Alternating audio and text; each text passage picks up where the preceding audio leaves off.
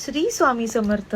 रात्रीचे 12:45 वाजले जेव्हा मी हा व्हिडिओ शूट करते, पण मला माझे एक्सपिरियन्स तुम्हाला स्वामींच्या बद्दल सांगायचे. तो आता कदाचित 2 व्हिडिओ येतील ज्याच्यामध्ये मी तुम्हाला सांगणार आहे माझी आणि स्वामींची पहिली भेट कशी होती.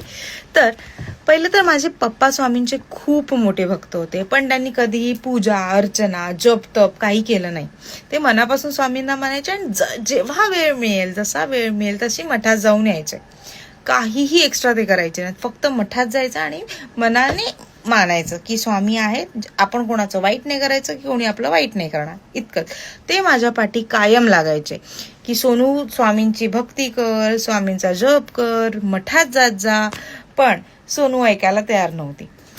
तर झालं असं की माझे पप्पा आता रिटायर्ड आहेत. ते आधी पोलीस होते आणि कोविड काळात ते ऑन ड्युटी पोलीस होते, पण ते आता रिटायरमेंट मस्त एन्जॉय करतायत, हेल्दी आहेत, फिट आहेत, टचवूड. तर असं झालं की कोविड काळात ते जेव्हा ऑन ड्युटी होते किंवा ते जेव्हा ड्युटीवर जायचे तेव्हा त्यांना अनफॉर्च्युनेटली कोविड झाला आणि माझे पप्पा हे 26 दिवस व्हेंटिलेटरवर होते. आता तुम्ही म्हणाल 26 दिवस व्हेंटिलेटरवर, तर हो, ते इतके दिवस व्हेंटिलेटरवर होते. आणि त्याच वेळेला माझ्या लहान भावाला पण कोविड झालेला आणि तो पण क्वारंटीन होममध्ये होता.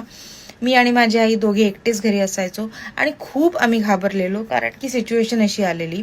पप्पांना आम्ही कॉन्टॅक्ट करू शकत नव्हतो कारण की ते व्हेंटिलेटरवर होते, ते बोलू शकत नव्हते. ऑक्सिजन मास्क असायचा त्यांना कंटिन्यू. आणि भाऊ एकीकडे असायचा, तो पण माझ्यापेक्षा 5 वर्ष लहान आहे आणि कोविडला खूप टाइम झालाय ऑलरेडी.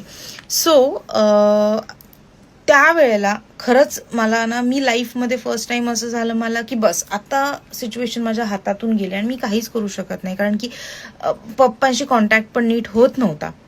त्या काळात खूप वेगवेगळ्या पद्धतीने स्वामींनी मला मदत केली. पण अजून थांबा, अजूनही मी स्वामींपर्यंत पोहोचले नव्हते. तर जेव्हा पप्पांची अशी सिच्युएशन होती आणि पप्पा व्हेंटिलेटरवर होते, तेव्हा मला कुठून तरी कळलं की एक व्यक्ती आहे, ज्या व्यक्तीचे आणि माझे इक्वेशन्स त्या दरम्यान खूप वाईट होते किंवा आम्ही बोलत नव्हतो. बऱ्याच वर्षापासून तो एक गॅप होता, काहीतरी आर्ग्युमेंट्स होते. आणि त्या व्यक्तीचे जे बाबा आहेत ते पण कुठेतरी ऍडमिट आहेत आणि त्यांना रक्ताची गरज होती. बरं, कोविड काळामध्ये तुम्हाला जर माहित असेल, ब्लड मिळणं हे खूप डिफिकल्ट झालेलं. Even normal regular blood group जे इझिली अवेलेबल असतात, तर रेअर पण नाही, नॉर्मल रेग्युलर ब्लड ग्रुप तेही मिळणं खूप कठीण झालेलं. आणि ती एक व्यक्ती जिचं आणि माझं equation was not at all good. आम्ही बरीच वर्ष बोलत नव्हतो.